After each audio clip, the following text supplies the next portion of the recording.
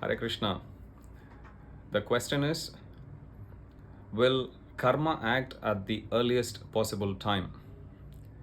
For example, if a person had done a bad karma in this life, and if he happens to be born again, let's say as a human in the next life, will this bad karma act in his next life? Or if the person takes subsequent lives, will this karma wait and act only after a certain number of births?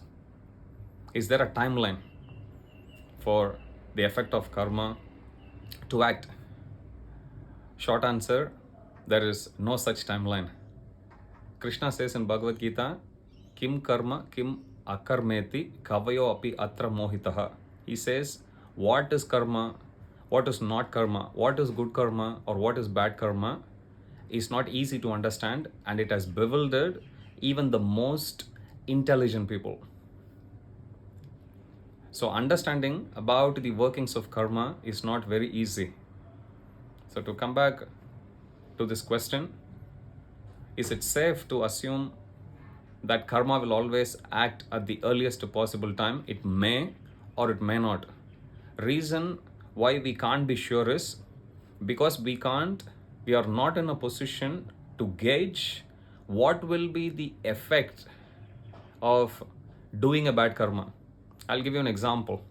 According to the scriptures, if someone had killed a cow, the person had to take birth as a cow for as many times as there are hairs on the body of the cow. So you can imagine there may be millions of hairs on the body of the cow. The person has to take birth those many times, and every single time he had to go through the same ordeal which he had subjected the cow to just once. So here, based on our understanding, it may look a totally disproportionate outcome. That's why Krishna says understanding karma is not very easy.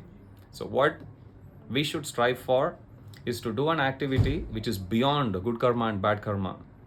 Activities which will always keep us in a karma-free position, and those activities alone will guarantee that we go back to the spiritual world at the end of this life. And those akarmic activities or activities which don't incur any karma, they are called devotional activities or devotional service. And we can do devotional service to Krishna in unlimited ways.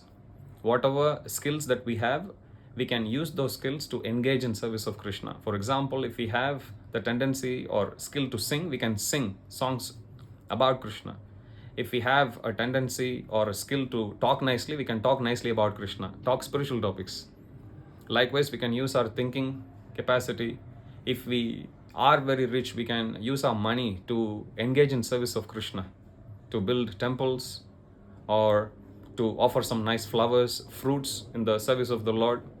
And in this way, by dovetailing all of our propensities in the service of Krishna, we can always perform activities which won't bring us either good karma or bad karma. Instead, they give us a lot of spiritual credit, and using those spiritual credit, after we die in this life, we can go back to the spiritual world. Hare Krishna.